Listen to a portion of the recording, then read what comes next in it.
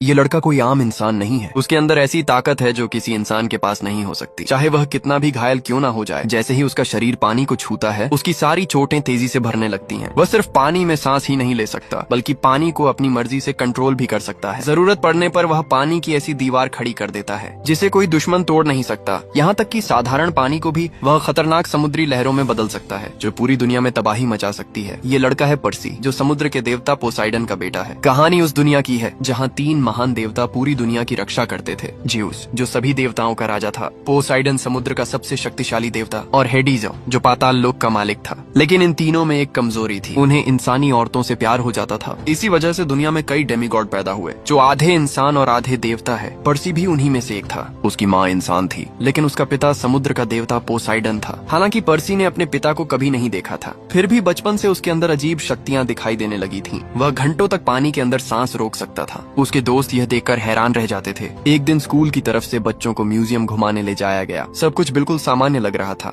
लेकिन तभी उसकी टीचर ने उसे अकेले एक कमरे में बुलाया। पर्सी धीरे धीरे उसके पीछे अंदर चला गया। उसे बिल्कुल अंदाजा नहीं था कि उसकी जिंदगी अब हमेशा के लिए बदलने वाली है। जैसे ही वह कमरे में पहुंचा, उसकी टीचर अचानक एक खतरनाक राक्षसी देवी में बदल गई। वह ऊंची शेल्फ पर चढ़ गई और अपने नुकीले दांत और पंजे दिखाते हुए बोली, तुमने ज्यूस का बिजली वाला हथियार चुराया है। वो कहाँ है? पर्सी घबरा गया। उसे समझ ही नहीं आया कि वह क्या कह रही है। वह पर्सी पर अटैक करती है। वह बार बार कहता है कि उसने कुछ नहीं चुराया, लेकिन तभी म्यूजियम का क्यूरेटर वहाँ आ गया, जो असल में पर्सी का रक्षक होता है। उसने उस राक्षसी देवी को धमकाते हुए कहा, अगर तुमने इन्हें नुकसान पहुँचाया तो मैं तुम्हें खत्म कर दूंगा। यह सुनते ही वह देवी वहाँ से भाग गई। इसके बाद पर्सी को सच्चाई का पता चलता है। असल में कुछ दिन पहले ज्यूस का सबसे ताकतवर हथियार चोरी हो गया था और किसी ने इल्जाम पर्सी पर लगा दिया था। ज्यूस को यकीन था कि ये काम पोसाइडन के बेटे ने किया है। उसने गुस्से में पोसाइडन को धमकी दी, अगर 14 दिनों के अंदर हथियार वापस नहीं मिला तो देवताओं के बीच भयानक युद्ध शुरू हो जाएगा। पोसाइडन अपने बेटे को बचाना चाहता था, इसलिए उसने पर्सी की सुरक्षा के लिए रक्षक भेजे थे। पर्सी अब खतरे में था, क्योंकि उसकी असली पहचान सबके सामने आ चुकी थी। क्यूरेटर ने जल्दी से एक जादुई पेन पर्सी को दिया, जो असल में एक शक्तिशाली तलवार थी। उसने कहा, अब यहाँ रुकना सुरक्षित नहीं है, इसलिए उसके रक्षक ने उसे एक खास जगह ले जाने का फैसला किया, जिसका नाम था डेमीगॉड कैंप। वह जगह जहाँ देवताओं के बच्चे सुरक्षित रहते थे। पर्सी का दोस्त उसे लेकर तुरंत वहाँ से निकल गया। सबसे पहले वे उसके घर पहुँचे।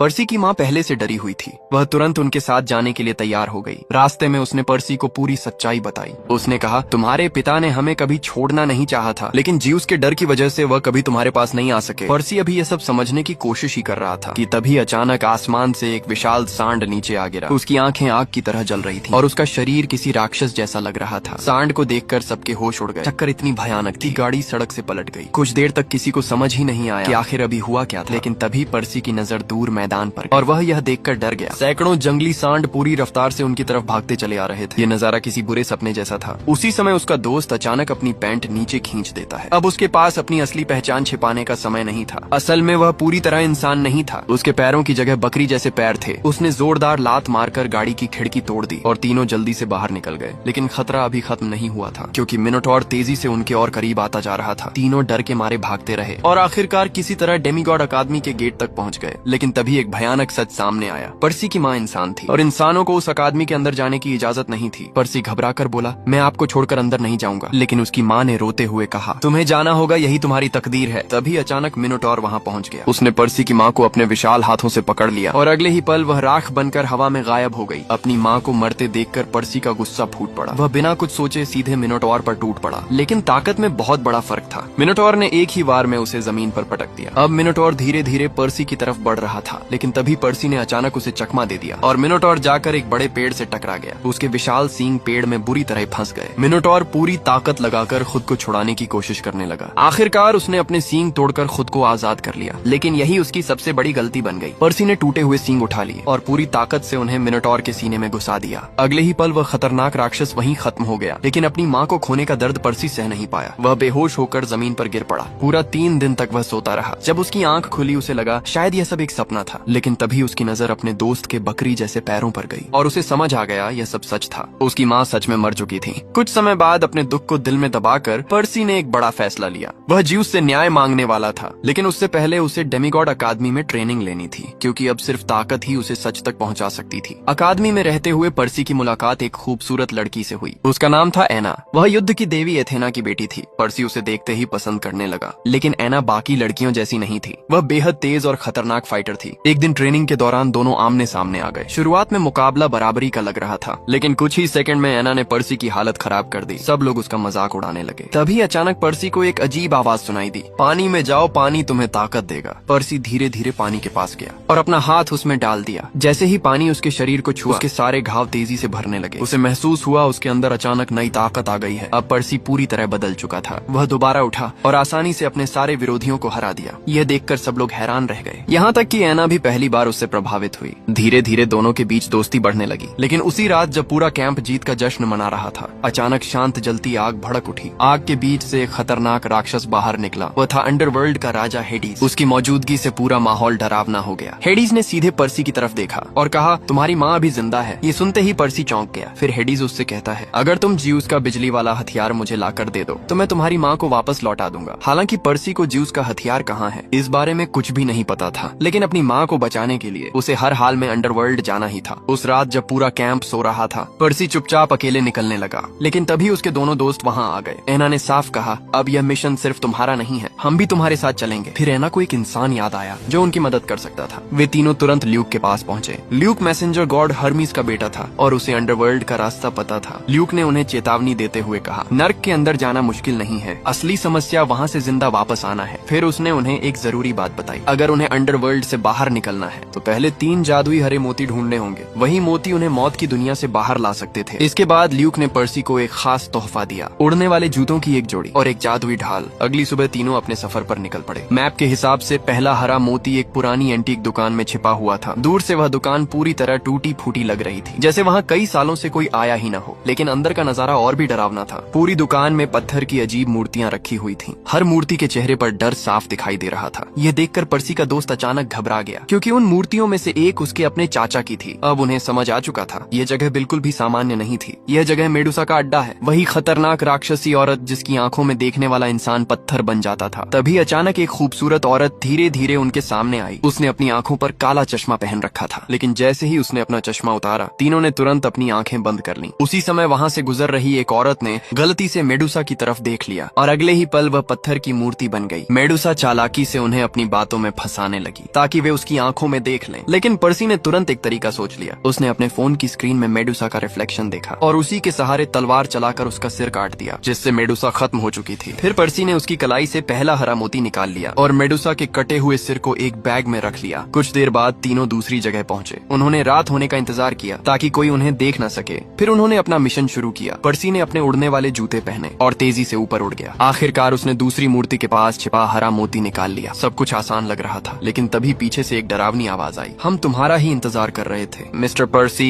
तीनों ने मुड़कर देखा, वहाँ एक अजीब केयरटेकर खड़ा था। उसने कहा, बस हमें ज्यूस का बिजली वाला हथियार दे दो, फिर तुम लोग यहाँ से जा सकते हो। पर्सी गुस्से में बोला कि मेरे पास कोई हथियार नहीं है। लेकिन अगले ही पल केयरटेकर का शरीर बदलने लगा और देखते ही देखते वह एक विशाल 9 सिर वाले ड्रैगन में बदल गया, जिसका नाम हाइड्रा था। ये देखकर तीनों डरकर भागने लगे। पर्सी ने अपनी जादुई ढाल निकालकर हमला करने की कोशिश की, लेकिन हाइड्रा की आग इतनी खतरनाक थी कि उसकी ढाल तक जलने लगी। पर्सी बुरी तरह फंस चुका था। तभी उसकी नजर पास के पानी पर पड़ी। अचानक उसके दिमाग में एक आइडिया आया। उसने अपनी ताकत से पानी को कंट्रोल किया और एक विशाल पानी का हमला तैयार कर दिया। कुछ पल के लिए हाइड्रा पीछे हट गया, लेकिन वह समुद्र का साधारण सांप नहीं था। उसने जल्दी ही पानी की ताकत तोड़ दी। स्थिति फिर से खतरनाक हो गई। तभी सही समय पर पर्सी के दोस्त ने मेडुसा का कटा हुआ सिर निकाल लिया। जैसे ही हाइड्रा ने उसकी आंखों में देखा, वह धीरे धीरे पत्थर में बदल गया। कुछ ही सेकंड में वह एक विशाल पत्थर की मूर्ति बन चुका था। तीनों ने राहत की सांस ली, लेकिन उन्हें पता था कि असली खतरा अभी बाकी है। वे तुरंत अगली जगह के लिए निकल पड़े। मैप के हिसाब से तीसरा हरा मोती लास वेगास में था। जैसे ही वे वहाँ पहुँचे, एक वेटर मुस्कुराते हुए उनके पास आया। वह उन्हें एक शानदार होटल और कैसीनो के अंदर ले गया। फिर उसने कहा, आज स्पेशल गेस्ट के लिए सब कुछ फ्री है, और मुफ्त में स्वादिष्ट पेस्ट्री खाने को दी। तीनों बिना सोचे समझे उसे खा लेते हैं, लेकिन उन्हें नहीं पता था कि यह एक चाल है। कुछ ही देर में उनका दिमाग सुन्न होने लगा। वे अपना मिशन तक भूल गए। अब वे बस कैसीनो में मजे कर रहे थे, जैसे उन्हें किसी चीज की परवाह ही न हो। तभी अचानक पर्सी को फिर वही रहस्यमयी आवाज सुनाई दी, फूल मत खाओ, ये जगह तुम्हें हमेशा के लिए कैदी बना देगी। ये सुनते ही पर्सी को होश आ गया। उसने तुरंत एना और अपने दोस्त को जगाया। तीनों को समझ आ गया कि यह जगह लोगों को हमेशा के लिए फंसा कर रखती है। वे जल्दी जल्दी तीसरा हरा मोती ढूंढने लगे। आखिरकार उन्हें वह मोती मिल गया, लेकिन तभी कैसीनो का स्टाफ उनके पीछे पड़ गया। बिना समय गंवाए पर्सी ने बाहर खड़ी एक सुपरकार चुरा ली और तीनों पूरी रफ्तार से वहाँ से भाग निकले। अब उनका अगला पड़ाव था अंडरवर्ल्ड का दरवाजा। सुपरकार की वजह से जो सफर 8 घंटे का था, वे उसे सिर्फ 3 घंटे में पूरा कर लेते हैं। कुछ देर बाद उन्हें अंडरवर्ल्ड का रास्ता मिल जाता है। वह जगह बेहद डरावनी थी। चारों तरफ अंधेरा, आग और चीखों की आवाजें गूंज रही थीं। अंदर जाने के लिए उन्हें वहाँ के रखवाले को रिश्वत देनी पड़ती है। फिर वे आगे बढ़ते हैं और आखिरकार अंडरवर्ल्ड के राजा हेडीज तक पहुँच जाते हैं। हेडीज मुस्कुराते हुए पर्सी को अपने पास बुलाता है। वह बड़े आराम से कहता है, अब मुझे ज्यूस का बिजली वाला हथियार दे दो, क्योंकि अगर उसके हाथ वह हथियार लग गया तो वह आसानी से ज्यूस को हरा सकता था और फिर पूरे माउंट ओलंपस पर कब्जा कर सकता था। हेडीज इस अंधेरी दुनिया से तंग आ चुका था। वह देवताओं का राजा बनना चाहता था, लेकिन पर्सी ने साफ कह दिया, मैंने कोई हथियार नहीं चुराया। ये सुनते ही हेडीज गुस्से से भर गया। तभी उसने एक सोल बॉक्स खोला और उसके अंदर से धीरे धीरे पर्सी की माँ दिखाई देने लगी। उसे देखकर पर्सी भावुक हो गया और तुरंत उसकी तरफ दौड़ पड़ा। लेकिन तभी हेडीज की नजर पर्सी की ढाल पर पड़ी और उसी ढाल के अंदर छिपा हुआ था ज्यूस का बिजली वाला हथियार। अब पर्सी भी समझ गया कि उसे फंसाया गया था। असल में यह सब ल्यूक की साजिश थी। वही ल्यूक जिसने उन्हें रास्ता दिखाया था। वह देवताओं से नफरत करता था और चाहता था कि देवताओं के बीच युद्ध शुरू हो जाए ताकि सब एक दूसरे को खत्म कर दें। लेकिन हेडीज को इस सच्चाई का बिल्कुल पता नहीं था। अब जब उसे हथियार मिल चुका था, वह उन सबको नरक के सबसे खतरनाक हिस्से में फेंकने वाला था। तभी अचानक पर्सी के दोस्त ने मौका देखकर बिजली वाला हथियार छीन लिया और सीधे हेडीज पर हमला कर दिया। हेडीज जोरदार धमाके के साथ पीछे जा गिरा। असल में पर्सी का दोस्त भी हेडीज की क्रूरता से परेशान था। उसे पता था कि अगर देवताओं के बीच युद्ध हुआ तो पूरी दुनिया तबाह हो जाएगी। इसलिए उसने हथियार वापस पर्सी को दे दिया और कहा कि जल्दी जाओ और ज्यूस को रोको, वरना पूरी दुनिया तबाह हो जाएगी। तभी उन्हें एक और बड़ी समस्या का एहसास हुआ। अब वहाँ 4 लोग थे, पर्सी और उसकी माँ, एना और उसका दोस्त। लेकिन उनके पास सिर्फ 3 हरे मोती थे। मतलब उनमें से एक को अंडरवर्ल्ड में ही रुकना पड़ता। शुरुआत में पर्सी खुद रुकने वाला था, लेकिन उसके दोस्त ने उसे रोक दिया। उसने कहा कि तुम्हें दुनिया बचानी है, मैं यहीं रुक जाऊंगा। पर्सी मजबूर था, लेकिन उसने अपने दोस्त को बचाने की कसम खाई और भारी दिल से मोती इस्तेमाल कर लिया। और अगले ही पल वे सीधे माउंट ओलंपस पहुंच गए। लेकिन असली खतरा अभी बाकी था, क्योंकि ल्यूक पहले से वहां उनका इंतजार कर रहा था। जैसे ही पर्सी वहां पहुंचा, ल्यूक ने उस पर हमला कर दिया। उसने पर्सी को जोरदार लात मारकर दूर फेंक दिया, फिर बिजली वाला हथियार छीन लिया। अब उसके हाथ में देवताओं की सबसे खतरनाक ताकत थी। उसकी शक्ति इतनी बढ़ चुकी थी कि कोई भी उसके सामने टिक नहीं पा रहा था। लेकिन मुश्किल समय में पर्सी ने एक बार फिर अपने अंदर छिपी समुद्र की ताकत को महसूस किया। अचानक आसपास के सारे पानी के टैंक फटने लगे। हर तरफ पानी ही पानी फैल गया। कुछ ही सेकंड में पूरा इलाका समुद्री तूफान जैसा बन गया। ल्यूक फिर भी लड़ता रहा, लेकिन पर्सी ने पानी की विशाल लहरें उठाई और उसे पूरी तरह डुबो दिया। पानी शांत होने के बाद भी ल्यूक हार मानने को तैयार नहीं था। तभी पर्सी ने पहली बार अपने पिता पोसाइडन का दिव्य त्रिशूल बुलाया। त्रिशूल हाथ में आते ही उसकी ताकत कई गुना बढ़ गई और एक ही बार में ल्यूक दूर समुद्र में जा गिरा। लेकिन तभी एक और बड़ा खतरा सामने आने वाला था। अब ज्यूस और पोसाइडन के बीच तय समय खत्म होने में सिर्फ 2 मिनट बचे थे। पूरा माउंट ओलंपस युद्ध के माहौल में बदल चुका था। चारों तरफ बिजली चमक रही थी, आसमान गरज रहा था और सभी देवता तनाव में खड़े थे। पोसाइडन और एथेना लगातार ज्यूस को समझाने की कोशिश कर रहे थे। वे चाहते थे कि युद्ध रुक जाए, लेकिन घमंड में चूर ज्यूस किसी की बात सुनने को तैयार नहीं था। उसने फैसला कर लिया था कि आज युद्ध होकर रहेगा। जैसे ही ज्यूस युद्ध का ऐलान करने वाला था, तभी अचानक पीछे से एक आवाज गूंजी, रुक जाइए। सबकी नजरें पीछे मुड़ी। वो पर्सी था। वह तेजी से आगे आया और ज्यूस का बिजली वाला हथियार उसके सामने रख दिया। पूरा माहौल अचानक शांत हो गया। फिर पर्सी ने सारी सच्चाई बता दी, कैसे ल्यूक ने सबको धोखा दिया, कैसे उसने देवताओं के बीच युद्ध करवाने की साजिश रची। ये सुनकर ज्यूस पहली बार चुप हो गया। उसे एहसास हुआ कि उसने पर्सी को गलत समझा था। वह लड़का चोर नहीं था, बल्कि पूरी दुनिया को बचाने वाला इंसान था। अपनी गलती सुधारने के लिए ज्यूस ने पर्सी से एक वादा किया। उसने कहा, तुम्हारे दोस्त को अंडरवर्ल्ड से वापस लाया जाएगा। ये सुनते ही पर्सी की आंखों में खुशी आ गई। इसके बाद ज्यूस ने बाकी सभी देवताओं को वहाँ से जाने को कहा, ताकि पर्सी और पोसाइडन अकेले बात कर सकें। कई सालों बाद पिता और बेटा पहली बार आमने सामने खड़े थे। पर्सी के मन में अपने पिता के लिए बहुत गुस्सा था, क्योंकि उसे हमेशा लगता था कि उसके पिता ने उसे और उसकी माँ को अकेला छोड़ दिया। लेकिन पोसाइडन ने शांत आवाज में कहा, मैं हमेशा तुम्हारे साथ था, बस तुम्हारी रक्षा के लिए दूर रहना पड़ा। यह सुनकर पर्सी का गुस्सा धीरे धीरे खत्म हो गया। आखिरकार उसने अपने पिता को माफ कर दिया और दोनों के बीच सालों की दूरी खत्म हो गई। कुछ समय बाद पर्सी वापस डेमीगॉड अकादमी लौट आया। वहाँ उसका दोस्त भी सुरक्षित वापस आ चुका था। ज्यूस ने अपना वादा निभाया था। अब सब कुछ पहले जैसा होने लगा था। और दूसरी तरफ पर्सी और एना पहले से और करीब आ चुके थे। दोनों अब खुशी से अपनी नई जिंदगी जी रहे थे। और इसी के साथ ये मूवी खत्म हो जाती है। और अगर आप ऐसी ही मूवी एक्सप्लेनेशन वीडियो देखना पसंद करते हैं तो चैनल को सब्सक्राइब करके बेल आइकॉन जरूर दबा दें। मिलते हैं अगली वीडियो में एक और खतरनाक कहानी के साथ।